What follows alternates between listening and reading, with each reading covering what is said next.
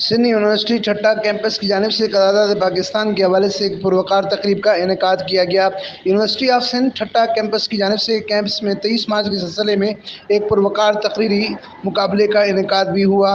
تقریب کی صدارت professor doctor Rafiq Ahmed Memon professor vice chancellor نے کی، جس میں اپنے صدارتی خیالات کا اظہار کرتے ہوئے کہا کہ اس دن کو پاکستان کی تاریخ میں بہت اہمیت حاصل ہے اور قرارداد پاکستان نے پاکستان کی عوام کی آزادی کے لیے راہیں ہموار کی ہیں۔ انہوں نے مزید کہا کہ پاکستان صرف مسلمانوں کے لیے نہیں بنایا گیا تھا بلکہ پاکستان کی تشکیل نے اقلیتوں کو بھی آزادی کا حق دیا ہے۔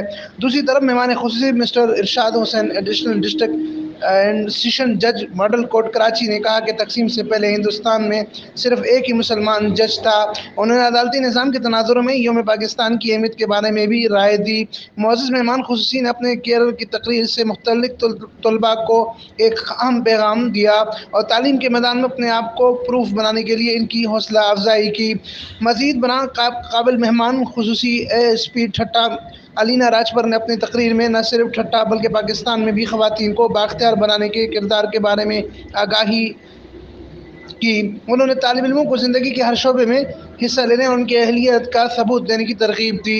آخر میں پروفیسر سندھ ٹھٹہ کیمپس برائے coastal and delta studies university کے ڈائریکٹر ڈاکٹر مختار احمد مہر نے پروگرام میں شرکت کے لیے تمام مہمان، فیکلٹی ممبران اور طلباء کا خیر مقدم کیا۔ سائیڈ لائن پر ڈاکٹر مختار احمد نے ٹھٹہ کیمپس کے طلباء اور فیکلٹی ممبروں کی صلاحیتوں اور تحقیقی مبنی مہارتوں سے ٹھٹہ کیمپس کے کارنامے اور روشن خیال مہمانوں پر بھی روشنی ڈالی، جس کو مدعو افراد نے بہت سراہا۔ کیمپس کے طلباء کے ذریعے تقریریں، ٹیبلوز جیسی مختلف سرگرمیاں انجام دی گئیں۔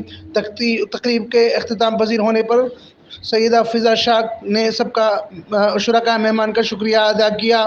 امین Farooqui, fire stone news network, Thatta, Sindh.